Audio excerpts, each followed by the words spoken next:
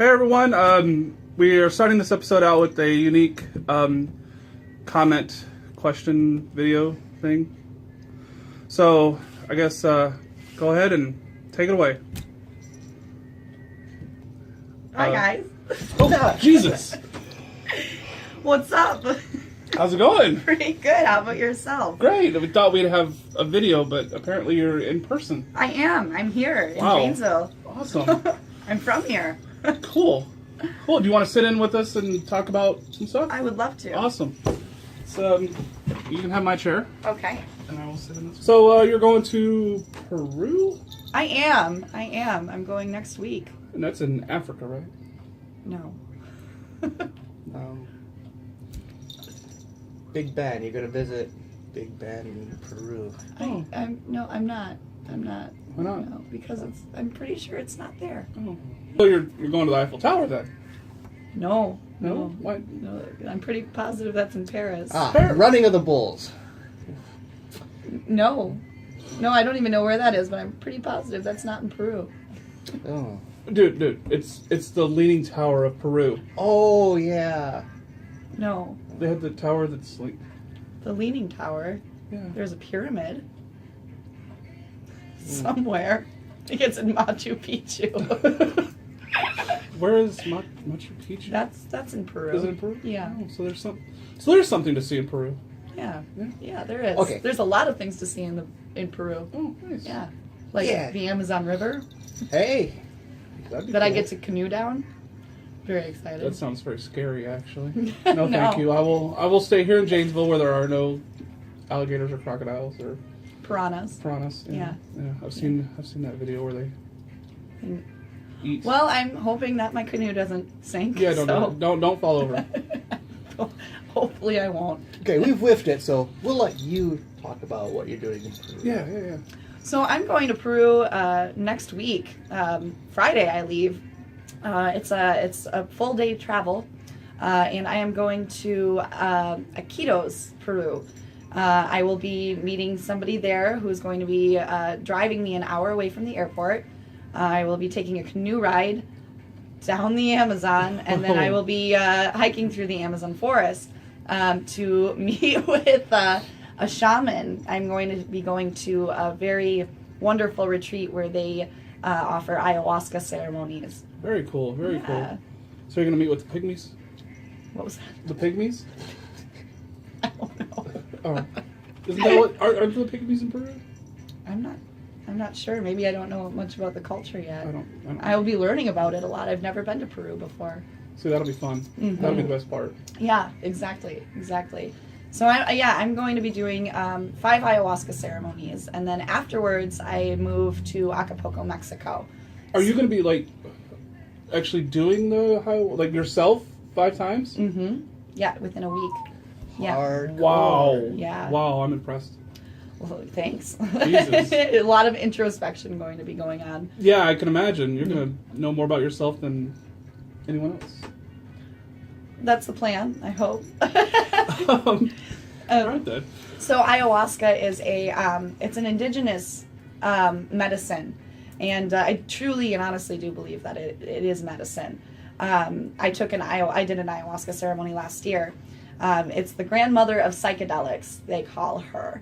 And the trip, normally it's a brew mixed with 2 different things, the bee café vine, which is around my neck, and another, like a shrub type that has DMT. And it's mixed into a tea, and you drink it, and you have a very, very intense trip of introspection for Wow. about, they say, an estimated 5 to 7 hours. Mine went 15, so 15 hours. 15 hours. Wow. All right, well, There have you fun. have it. Thanks. Yeah, enjoy that. Macy's going full shaman. I am going full shaman. Yes.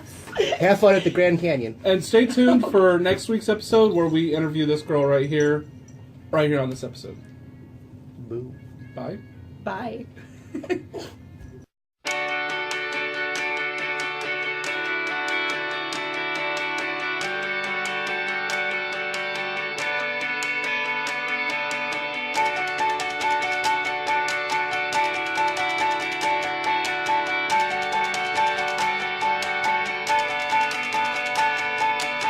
All right, everyone, welcome to my tube. My name's Steve, I'm Chris.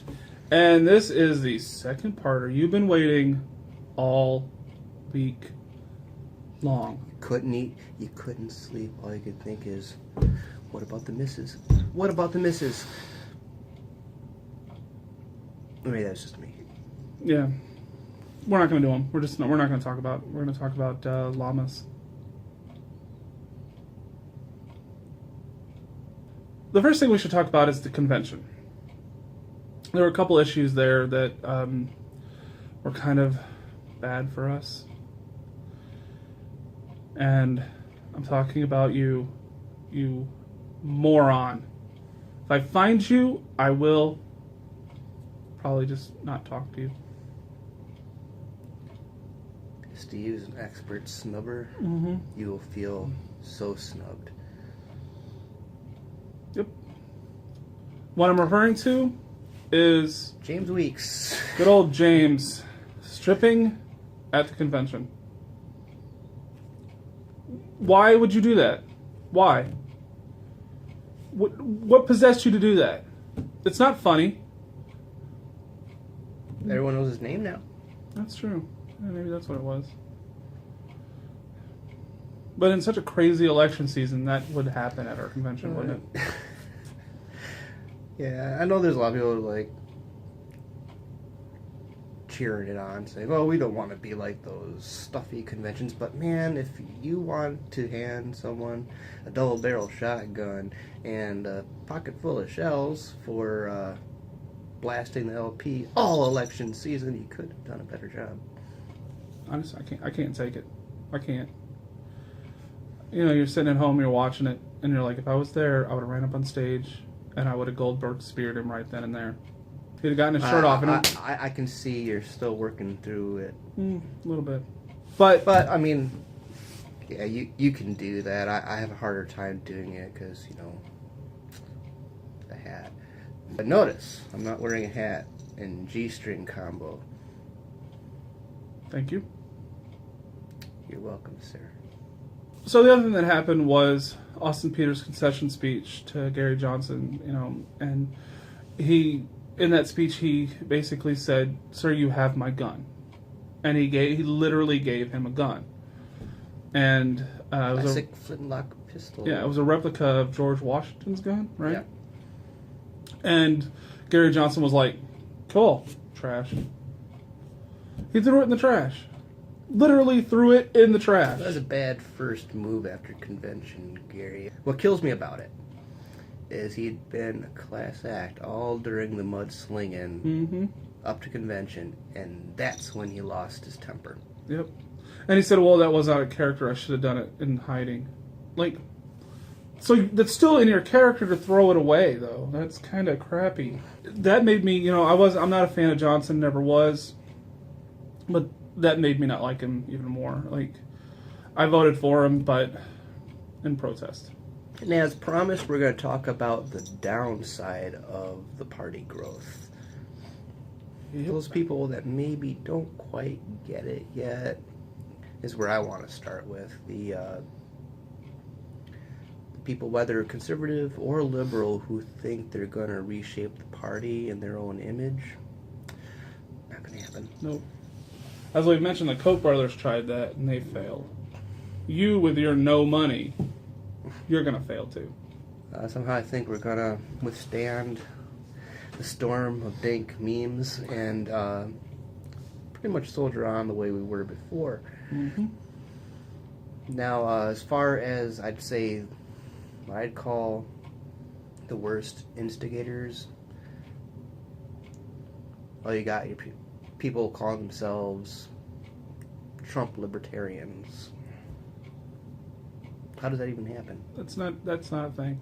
One of the things in the last year that was really, really divisive was the whole Black Lives Matter movement, and that almost fell right down the middle as far as libertarians went. Some thought it was just another liberal ploy, victim mentality, all that stuff, and they had a point to a degree. And there's other people who, we'll start with Lindsay's question, and we'll get into that. Can you be a libertarian and not hate all police officers? Yeah, you got a lot of people spewing hatred to all people who are in law enforcement, and I'm not down with that. I myself don't agree with people, signing on to enforce every law on the books. I think that's a dumb thing to do, but I don't hate the people who do it. A lot of them do sign up with a sincere desire to help, and a lot of them do help. Yeah. Yeah, so you can be against the idea of the police, especially the police state we're starting to live increasingly under, but I still don't think that's any warrant, any excuse to be a hateful person. I agree. I agree 100%. One of the other misses, not nieces, misses, close though, is no one was elected to office as a libertarian. Wah, wah, wah. Not entirely unexpected, but Kind of hoping someone. like what, one fluke or something. Yeah, but nope. That means we have a lot of work to do, folks. A lot. I'm looking at all you people in New Hampshire. I keep moving there. People work. Right, one thing we want to bring up, but we don't want to dwell on it too much, was there was someone who kind of became a bigger name in 2016. He was already kind of out there doing stuff, but he became... We even covered him a little bit, but we deleted that episode. Do you want to say his name, or should I say his name? I'll say it. Adam Kokesh. Yeah. We thought we needed to bring that up because Let us down, buddy. we wanted to believe in something like that. Like we had someone who was articulate and funny and nice and had a really good idea, but then the crazy came out.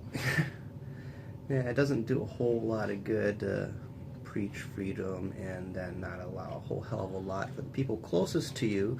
Even if he has PTSD, that doesn't explain some of the things that he did, and it shouldn't be a cop-out.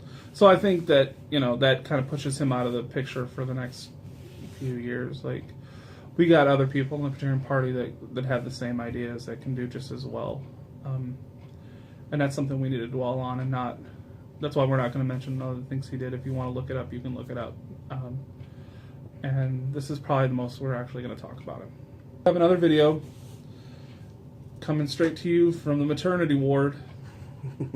She's probably not in the maternity ward anymore, I would imagine. She's probably home already. Yeah, I'm pretty sure she's been home a while now. Well, coming straight from home is our one and only Jessica Baird. Take it away, lady. I think that we should all just agree to forget 2016 ever happened and just focus on the next election. Who do you think will win the LP? Future. The future. Yeah. So far, I'd say the smart money is on Larry Sharp for 2020. Now, that's right now, but look what happened in 2016. We had a bunch of people come out of nowhere to lead the field. And who knows what's going to happen in the next 3 years. Yeah, I could see someone coming out, like, just a random person, like, hey, I'm going to do it this time. And they're, kind of like AP did, where he just, like, because I don't see him running again. But I think we'll have another AP type person or another McAfee type person, somebody just coming out of nowhere going, hey, by the way, I'm a libertarian and I'm running for president, and bam, they're going to nail it. And I think by 2020, there's going to be a lot more people ready to hear the message. We made some inroads, gained a lot of ground this time, and I think that's going to snowball. And we're able, I think, this time around to really drive the principles behind the issue stances home. Yeah. And I think, like, one of the other things that, like, you'll see is people coming over to our party because of Trump. A lot of these people thought he was the anti-establishment, but once they realize he's just another establishment person, you'll see more people come over.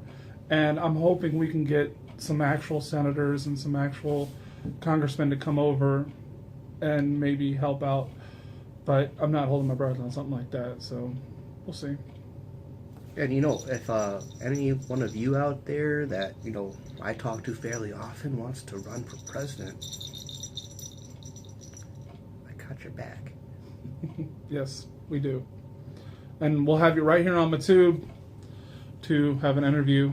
And if you want to come out and announce your candidacy on MaTube, That'd be awesome. we could make that happen. All right, well, that's some of the misses. I'm sure we've missed some of the misses. We're gonna do an episode about our misses. Oh, God, that would be... we'd have to do like a 10-parter. So if we've missed anything, put it down in the comments. And if we missed anything on the last episode for positive stuff, throw that in the comments of either one of the videos. And Or comment you could- anything. You could say, I like fish. It doesn't matter what you Or say. Steve has a bad beard, or Leave a comment. Chris can't grow a beard. Whatever. It's true. Go ahead, like, subscribe, share, comment, YouTube things that you want to YouTube. Or, you know, don't. I'm not telling you what to do. You have the right to. You are not being detained. No. You've been detained for however long this video is, and I'm sorry. But if you'd like to spend an hour or two somewhere, not being detained, free to come and go as you please, try 321 East Milwaukee Street on the 4th Friday of every month. That's where we're having our Rock County Libertarian Party meeting.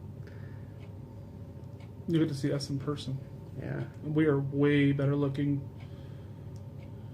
No, we're just not. We're just, we look the way we, this is pretty accurate. This is, yeah. I might have a mustache on from time to time, but that's the only difference. And I shave sometimes, but we'll see. Anyway, thank you everyone. Have a nice night. See ya.